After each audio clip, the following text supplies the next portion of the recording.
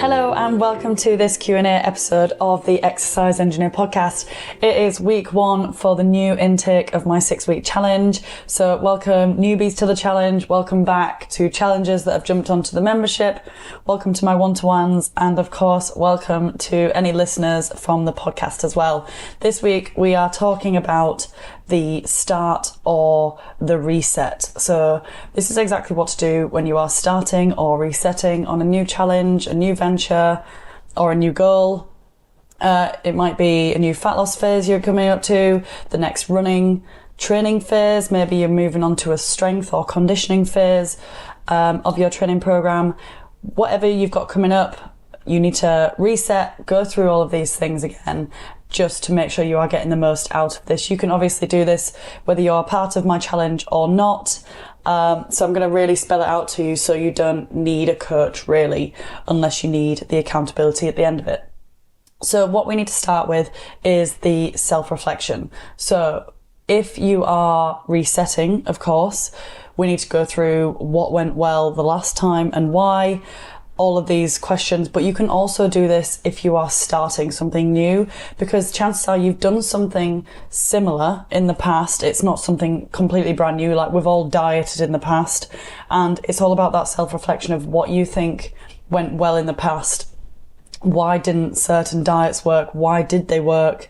Etc, etc. So these are some questions that you can be writing down, really thinking about it as I'm talking it through. I've got examples as we go through as well. But you can be filling this out as we go. You can pause me as we go through it. It's totally up to you how you use this podcast. But if you do enjoy it, make sure you save it, download it, share it with one person that you think will find it really beneficial. So we are first starting with self-reflection. So what went well and why? What didn't go to plan and why? So did we make any progress? Was the progress in the right direction? Because sometimes we think we're getting somewhere, but actually you're on completely the wrong ladder. Did we reach any of our goals? If we didn't, did we not work hard enough? Did things get in the way? How many blockers were there? Or were the goals just completely out of reach in the first place? Do we need to dial those back in a little bit? Do we need to adjust any of the goals? Maybe you've had a complete change of heart. Maybe fat loss used to be the main priority and now your main priority is hitting PBs, getting stronger, getting quicker. Maybe that's the new priority and your new focus for this 6-week training block. Work out exactly what you want long term and really dial into it for the next 6 weeks. So just think what needs to happen in the next 6 weeks for you to achieve that long-term goal. So we break those down into weekly and daily goals. If you've listened to the podcast before, you will know I love setting non-negotiables. These are things that I need to get done every single day, or have non-negotiable amounts for the week as well. So I like to set at least one fitness non-negotiable per day, one nutrition non-negotiable per day, and then one personal non-negotiable per day as well. Or maybe you can split those into the weeks or whatever along those lines. But just to recap, my 5 non-negotiables for fat loss are to be in a calorie deficit. You need to be hitting your protein goal. You need to be hitting a certain number of steps. You need to be strength training to really build that muscle, build that body composition. And that's how you get that lean effect instead of just the skinny fat. And number 5, you need accountability, whether that is a coach, a buddy, or yourself, a chart, an app, whatever it is, you need something to keep you accountable. So those are my 5 non-negotiables that you can be using throughout this if you want to slot those into those fitness goals. But a few examples that you can use. So one fitness non-negotiable could be you want to work out and run 4 times per week. So maybe you set yourself 2 strength and 2 runs in that week, or maybe you just set it as something like 30 minutes of movement daily, and then that could mean maybe you do 3 workouts, 2 runs, and then 2 longer walks. Or maybe you've got a different hobby. Maybe you want to start badminton. Maybe you go swimming, cycling, whatever it is. At least you've got that 30 minutes of movement per day, because you know that movement is going to make you feel better in the long term. So that's just an example of one of the fitness non-negotiables that you can have. A nutrition non-negotiable, examples of those, we could have eating 4 lots of portions of your 25-gram protein per day. So really making sure that you are getting that protein in by splitting it over 4 portions in the day. Or maybe you want to aim to eat 7 portions of fruit and veggies per day. Or maybe it's just something simple like you want to stick to your calorie range every day. So if you've been one of my clients or if you listened to the podcast before, I like to give my clients a calorie range instead of just a one calorie specific target, because chances are we go over it sometimes or things don't go to plan. So it's really important to have a good range that you can work with. So if you are eating out for dinner, you've got a little bit more to play with and you know that you've not completely failed, and that's really important. I cover more of the all or nothing later in this podcast because it's so crucial to not get that all or nothing mindset, because that can really damage you in the long term and it just ends up slowing down all your results. So we'll cover that soon. But then you've got your personal your personal non-negotiables per day as well. So this could be to reduce your alcohol intake. You might set it to 2 glasses of wine per week, or maybe it's to hit a certain step goal. So maybe you hit 14,000 steps a day, or maybe it's something like practicing 10 minutes of yoga, 10 minutes of reading per day. Maybe it's to reduce your social media or to put your phone down at 9 p.m. every evening. Like something that's really going to help work towards building you as a better person.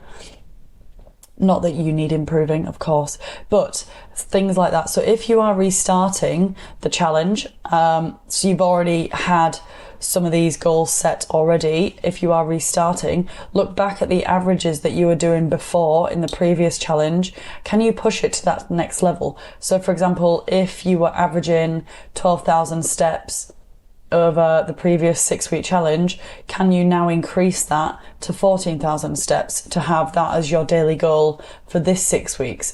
Maybe you averaged 4 workouts in the last challenge. Can you up that to 5 workouts? Again, running. You might have only ran once per week and you want to run twice per week this new 6-week challenge. So really try and push yourself, but obviously don't try and push all of the limits, because there's only so much we can do extra without burning and crashing and burning. So important that we limit what we are improving.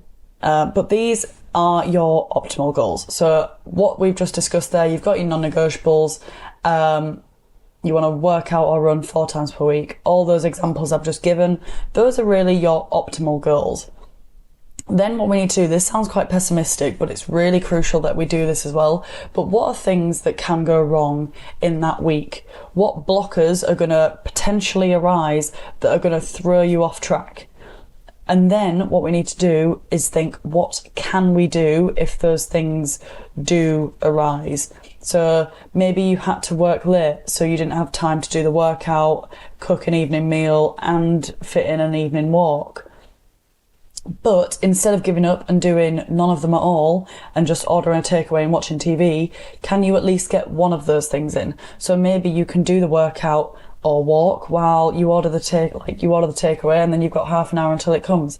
Can you fit those things in?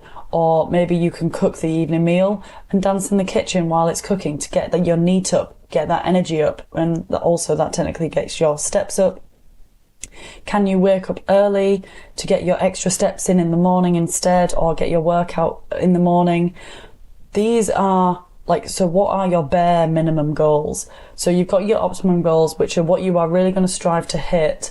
But if shit ends up hitting the fan, then you've got your bare minimum goals. So you have this buffer throughout the week, depending on how your days are going. And this is so crucial if you are this all or nothing. And it is a human trait to be all or nothing. So don't worry, I'm not picking at you. I'm not talking directly to you, even though it might sound like I am.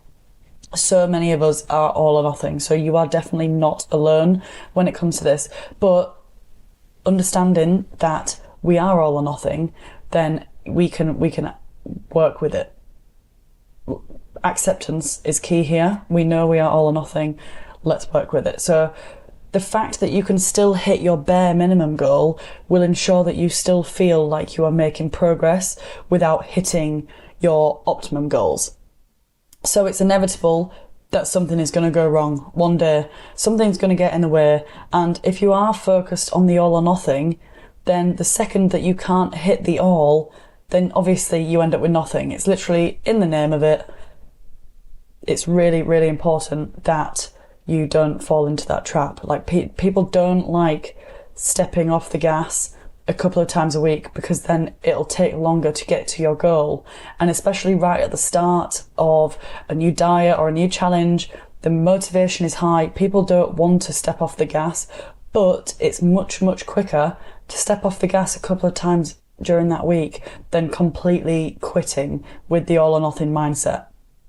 Because if you crash and burn, that's it. You end up resetting, or you go into a binge, and then you just end up throwing it all away, and then you end up in a worse position than you were when you started. So, and I think with a reset, a lot of people, including myself, try and go back to the extremes. Like you go back into that yo-yo dieting mindset and think, right, okay, what diet do I need to try next to make sure it works this time? And then you need to, maybe I need to try intermittent fasting, or maybe I should try the keto diet, or it worked really well when I cut out carbs that time. But no, there's a reason why you are still not doing that diet, and it's because it's not sustainable. So finding a diet, and when I say diet, I don't mean a yo-yo diet. I mean a genuine lifestyle diet that you can sustainably keep long term. They're the diets that will last and that you will be able to maintain long term into your lifestyle. Like so important that we focus on that. So we just need to go back to the basics. Stop trying to go to the extremes. Just go back to the basics. Remind ourselves of my 5 non-negotiables: the calorie deficit, focus on protein, strength training, getting your NEAT up. Are you staying accountable? So have you got something in place for each of those categories? Are you hitting all of those on a daily or weekly basis? Back to the even more basics. Are you getting enough sleep? Enough daily fresh air? Are you having enough water? Are you hydrated? And this one hits quite hard sometimes, but are you happy? If not, why? Is there something you can change that you can feel happier?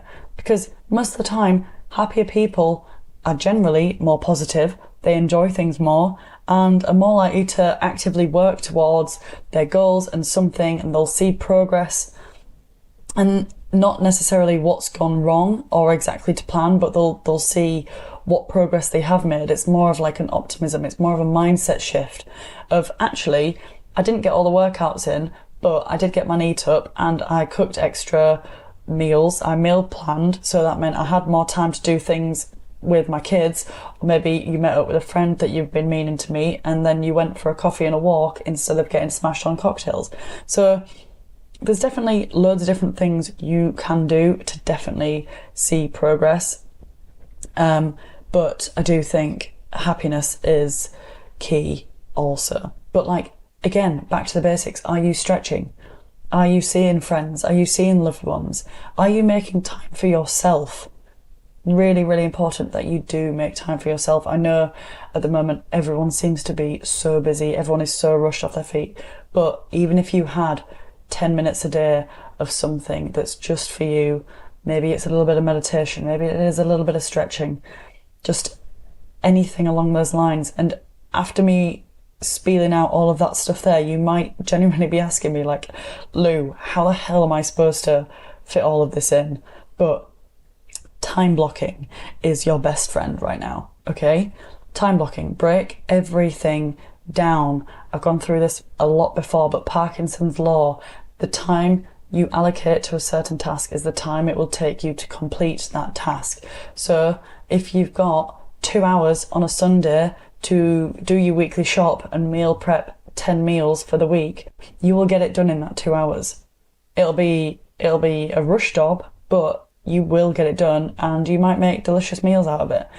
Certainly healthier meals than you would if you leave it to the rest of the week when you end up running out of time. But yeah, if you have all of Sunday to meal prep and do the weekly shop, it will take you all of Sunday.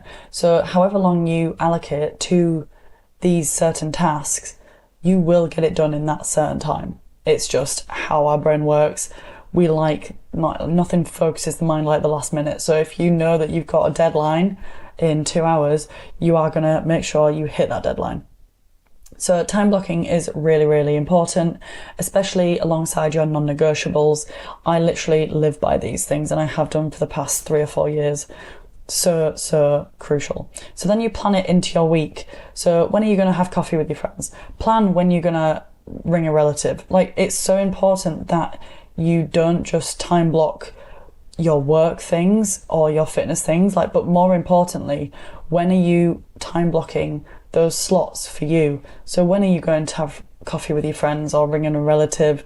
You need to plan when you want to get your long run in. Maybe you want to listen to that new audiobook that you bought 4 months ago, but you haven't got around to listening to it yet.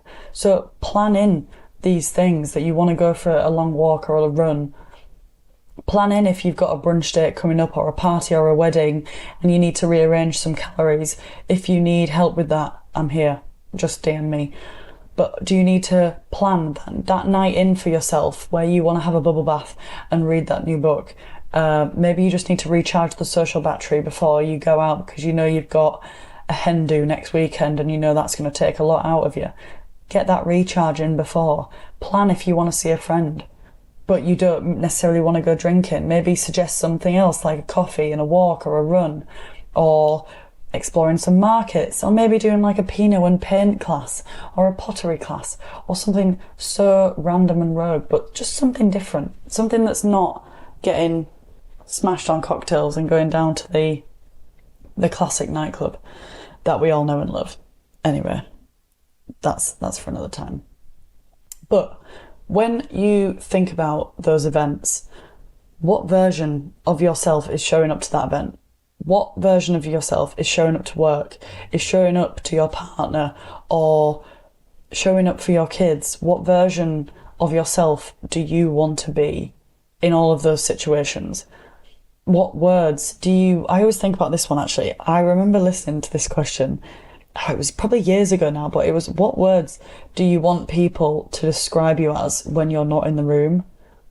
And I've tried to base a lot of my Exercise Engineer brand and everything that I sort of stand for with my challenges sort of off the back of that question, because I think it's such a powerful, what do you want to be described as? I love that. I'm not going to share mine. Maybe I will one day, who knows. But use those sorts of questions to power you and motivate you to get up and just get shit done.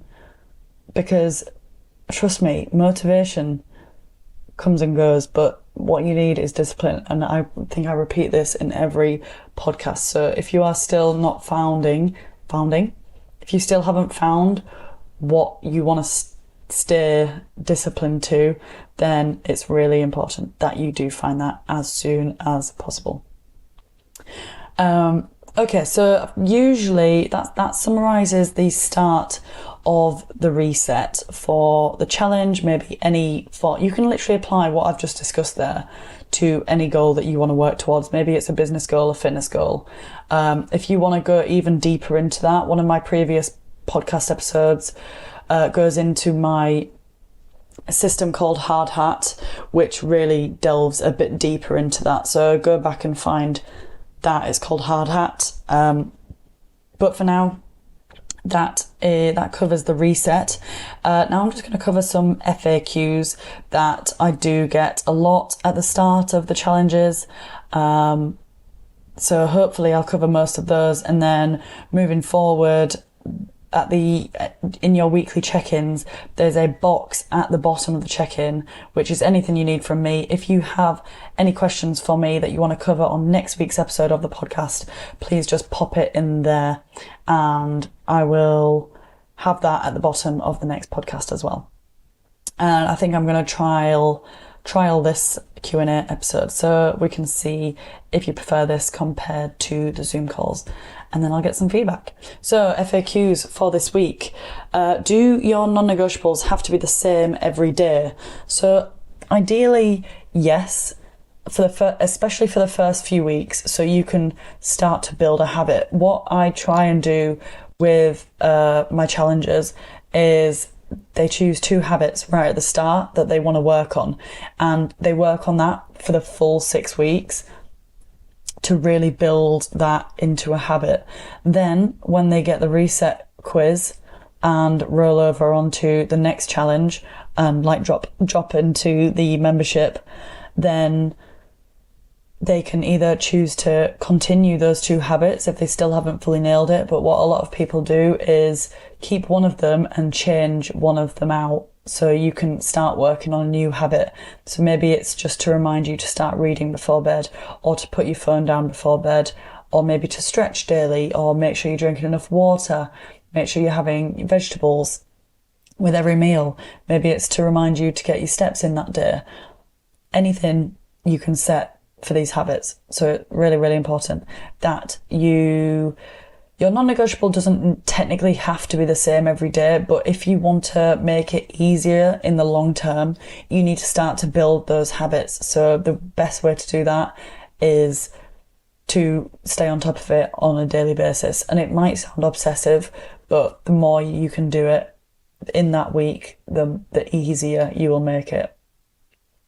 Because I used to think maybe only filming 4 workouts a week would be easier, but actually it's easier work doing 5, because it just means I get up at the same time every day instead. But again, not necessarily with the non-negotiable, as long as you've written it down the night before, so you know exactly what you're waking up into, you know exactly what needs doing that next day in order for you to achieve your goals. That's the only thing that the non-negotiable is there for, is to get you that. It's one actionable task that you can do that day that is an absolute non-negotiable, like you are getting it done that day. So as long as you know, you wake up into that day knowing what that task is, then it's absolutely fine. You can change it, but ideally we need to start building that habit. Okay, next question. How do you know what daily goals to start with if you're brand new to this? Great question. So if you've joined the challenge, I will be setting your workouts / your runs and your nutritional goals for you as well. It's just your own steps that you need to calculate for yourself. So you can start by tracking what you currently do for a week. So maybe even if you don't have a smartwatch, you can buy little pedometers, or your phone is a good enough average, really, even though it depends how much you carry your phone around.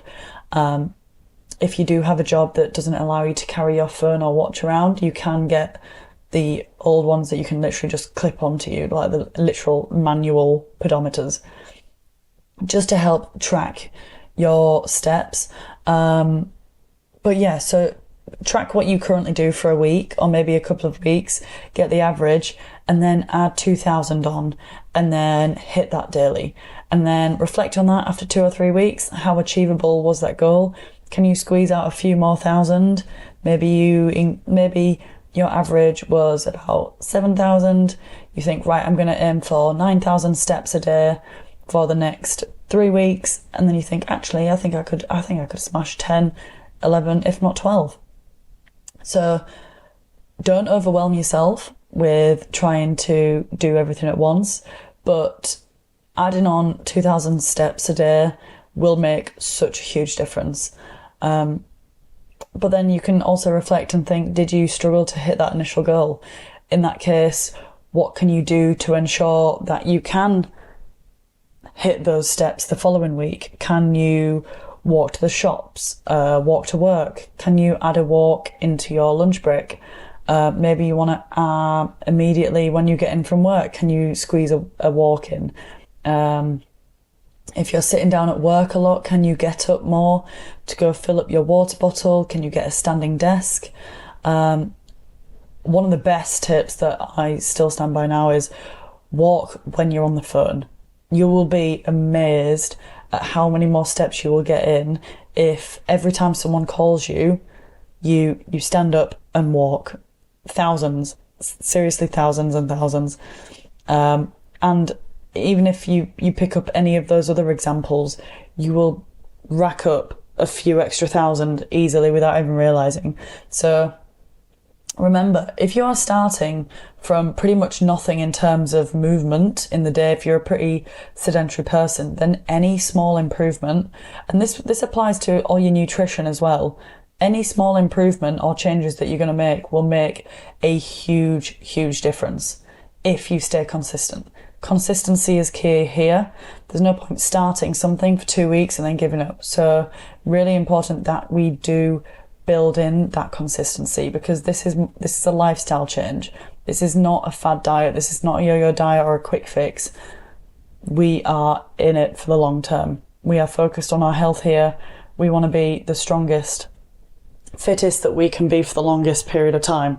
So that is what we are here for. If you thought this was all a quick fix and you're going to be in the best shape of your life in 6 weeks and then you don't have to try for the rest of your life, I'm sorry, you're in the wrong place. Okay, on that light note, next FAQ. I currently weigh myself once a week and I'm really motivated when I start the week in a loss from the week, but hang on a second. I'm really motivated when I start the week in a loss from the week before. Okay, so you've weighed yourself on the Monday, you've just lost a bit on the scales, you feel great. But if I've gained even a pound, then it really throws me off and I end up much worse, sacking the whole thing off. What am I doing wrong? In the least brutal way, you are attaching emotion to the scales, which is totally normal, very, very natural. I used to be exactly the same. Most of my clients, when they start, are again exactly the same. What you need to try and do is either not weigh yourself altogether. You need a second way to track progress, i.e. I get most of my clients to take progress pictures. They can share them with me if they want to, but I just want them to take them for themselves. I only post them if I have their permission. There is no pressure whatsoever to do that at all. But you need multiple indicators that you are making progress. So if you do want to track scale weight, I would recommend you do it daily, which sounds more obsessive, but hear me out. You need to remember that our body weight is not a direct reflection of our body fat. At the start anyway, I don't know. There are so many reasons your weight might have gone up overnight, like salt retention, time of the day, what you're wearing. Is it your time of the month? Are your hormones all over the shop? What were you doing yesterday? What did you eat in terms of volume? Is it still sitting inside you? Have you been to the toilet yet? Have you already eaten or drunk something that morning? Did you already do your workout? There are so many reasons your weight is going to have fluctuated. So, oh my God, I did a reel where I weighed myself before and after going to the toilet, and then after drinking a litre of water, and then after eating breakfast, etc. Just to show how much weight can literally fluctuate within minutes of the day. And oh my God, it was actually hilarious. I was absolutely mortified to find out that it changed like 1.5 kg. 1.5 kg in the space of 2 minutes of me going to the toilet. Like, I literally can't believe that I'm sharing this information again voluntarily, but it was just hilarious. But if that doesn't show you how much your weight can fluctuate depending on if you've been to the toilet or if you've had a drink that morning, it is literally ridiculous. But my point is, like, we do get really, really excited if we've lost a kg over a week, and then we'll get really, really disheartened if we put it back on again. But you need to look at the average over the weeks and months of putting in, again, consistent effort with new fitness or a new eating regime or your new habits or anything like that. So really focus on, like, if you don't want to get too obsessed, or if you do struggle already with that emotional attachment to the scale, try weighing yourself every day. Weigh yourself multiple times a day without getting obsessed, obviously, but literally watch how much your weight will fluctuate first thing on a morning, then go to the toilet, watch it fluctuate, then down 2 pints of water, watch it fluctuate, then eat your breakfast, then maybe go for a workout or go for a run, watch it go back down again because you've sweat loads of water back out, then have another pint of water, watch it go back up again. So I know it sounds really obsessive to do it every day, but it will help you get rid of that emotional attachment if you see with your own eyes how easy it is for it to fluctuate. Because if you're only weighing yourself once a week, how do you know if you've accidentally caught one of those fluctuations or not? So if you weigh yourself every day, add it up, and then divide by 7, that will give you the average over the week, and then that's the trend that you need to look at during the months or years or however long you're in the challenge, or if you're on your own little challenge. So the last FAQ I want to cover, I was going to cover protein as well. Maybe I'll do that on the end as well, we'll see. I want to get the workout done in the morning, but I'm not a morning person at all.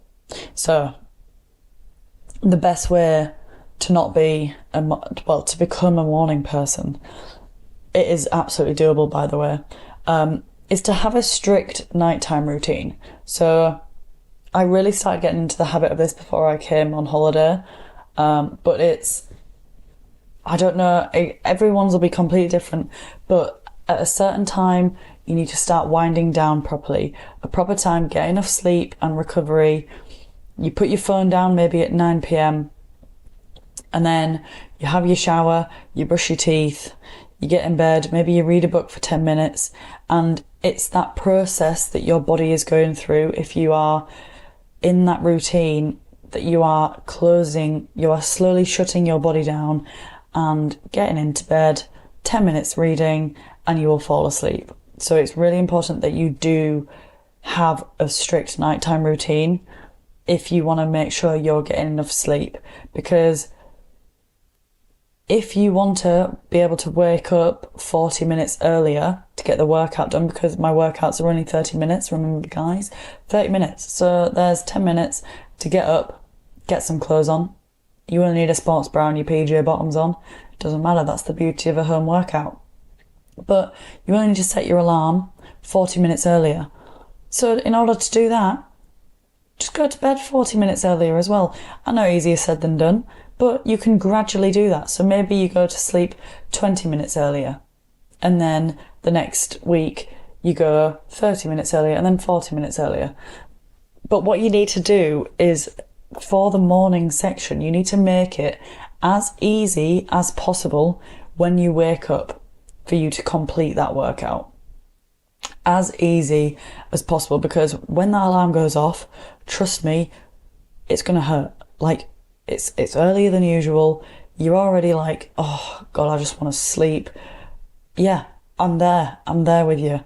But it will make it so much easier for you to get up on time if you've made doing the workout as easy as possible. So get your workout clothes out the night before, get your equipment ready, is your water ready, sweat towel, get it all out and ready. Of course, that is for a home workout, but you can apply that to the gym too.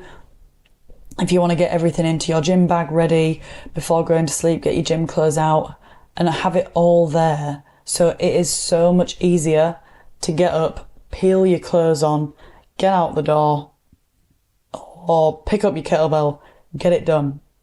And also, change the mindset. So you are more than capable of becoming a morning person once you reap the rewards of seeing the results of how good you feel after a morning workout. I am not a morning person at all. And I'm pretty sure I've said this before, but you will all be shocked by how the lacking of my morningness it's just not good. It's actually ridiculous how much of a morning person I am definitely not. And a lot of my friends would would vouch for this, because before I went on holiday with a couple of them, they hadn't seen me first thing on a morning before, and it wasn't until we went to a beach house that they saw me first thing in the morning. They were like, wow, Louise, you're a completely different person. But it's within that half an hour that I peel myself out of bed. I do my little morning routine before I get out the door. That usually takes about half an hour before I see them. So yeah, I am not a morning person at all. So if I can do this, you certainly can, because just knowing that I will feel so much better once I've done it, after a good morning workout, after a run, after seeing your friends, after seeing how much extra time you've got in the evening by doing your workout first thing on the morning, you'll have so much more energy during that day because you've got up and done the workout. Obviously, assuming that you haven't removed sleep from that in order to get the workout done. But seriously, if I can do it, you can do it. Like, I'm definitely a night owl. Most of my work I do the best on a night time. So believe me that you can do it. Like, believe that you can do it and you are halfway there, because it is discipline that is going to get you up. Do not rely on motivation. Motivation might get you up on the first morning of a new challenge or a new goal, but even the second or third morning, that's not going to get you up. Motivation does not get you up. When your alarm goes off and you're waiting for the motivation, you are not going to get up. You need to find the discipline that is going to get you up. I can't remember the last time I was motivated to get out of bed. It is discipline every single time, knowing that if I don't get up, I am not working towards my goals. And how can I preach about that on Instagram if I can't even do it myself? But yeah, anyway, that's the beauty of it. I'm just going to quickly cover a little bit on protein as well, and then I will wrap it on up there. So a lot of my new clients struggle with hitting their protein target straight away. And one of the main tips I have for this is to try and spread it out as much as you can over the day. So breakfast is a big problem that people have in terms of hitting their protein, because a lot of cereals don't really have that much in, or maybe they're just used to having some fruit. But if you want to stick to that breakfast, can you just have a protein shake on the side? And when I say protein shake, I don't mean one that's like a smoothie, so that's going to give you 400 calories. I'm talking like 1 scoop of protein, mix it with water. Or, like, that sounds rank, but if you don't try it with milk first, the water's absolutely fine. Or maybe you just get the clear whey one, which just tastes like juice, and you can have that on your way to work as well. There's so many options, but getting protein in at the start of your day will help in terms of reaching your protein target right at the end. Because a lot of people end up leaving it, and like they'll have maybe 5 or 10 grams at lunch. You end up having 5 grams for breakfast, and then you realise you've got 80 grams still to try and squeeze into your evening meal, and it's just ridiculous. So if you can spread that out over 4 different portions of protein throughout the day, so maybe you have your normal breakfast and a protein shake, or maybe you switch it out for protein yogurt. You can have eggs for breakfast. Maybe you get, I love overnight oats, mix some protein powder into those. Lunch, any form of chicken, fish, you can get beans in there. And then I always have a mid-afternoon snack, which is usually a protein bar, if you can. So that's your 3rd serving of protein. Ideally, you've hit 20 grams at least in those 3. So that's got you to 60 grams. And then maybe you've only got 30, 40 grams to play with on the evening, when you can have a bit more of a fuller meal, revolve it around protein, fill it up with plenty of fruit, veggies, carbs, your essential fats, and all of that. So top tip for protein, spread it out, find protein supplements that you enjoy, and just think about your favourite meals that you have, and how can you increase that? Like, how can you increase those to make sure that you are hitting your goals in terms of the protein and the calories? So are there some really easy swaps that you can make within your favourite meals that you like to make anyway? So you don't have to come up with all these brand new recipes for no reason, because that's just way too much effort. And then that's when, again, people crash and burn because they try and do too much new things at once. Focus on the stuff that you already know how to do, that you might make that with quite easy effort, and it doesn't cause you that much thought process, apart from a few different switches that you can make to save on calories and increase the protein. That's the best way to do it anyway. My favourite snacks for protein it is mainly protein yogurts. I'm not going to lie, I love a protein yogurt, I love a protein bar. Boiled eggs, that's a really random one, but really, like, you're getting 6 grams of protein per egg. So boiled eggs, you can take those and have that with some spinach or on a slice of bread, on some crackers. Super yummy. People snack on beef jerky. That's quite high protein, low calories. There's quite a lot of, you can get quite, like tins of tuna. I'm pretty sure my brother used to just open a tin of tuna and eat that. I'm not advocating that, but you never know. If you want to do that, be my guest. But anyway, that is the end of the questions. I hope you really enjoyed that Q&A episode of the podcast. I hope you've all written down how you're going to reset and work on those goals for the next 6 weeks. I'm excited to hear about those. So if you want to DM me anything that you've learned, anything that you've set for these next 6 weeks, really important that you keep yourself accountable. You can message me and I can help with that as well. If you do want to get involved with this 6-week challenge, it's not too late. You can join. You will be 2 days behind, but I will definitely let you in if you message me as soon as you listen to this podcast. Anyway, guys, if you enjoyed this episode, please remember to like, subscribe, and send it to one person you think would really, really benefit from this episode. Thank you so much for listening, guys, and I will see you next week. Bye.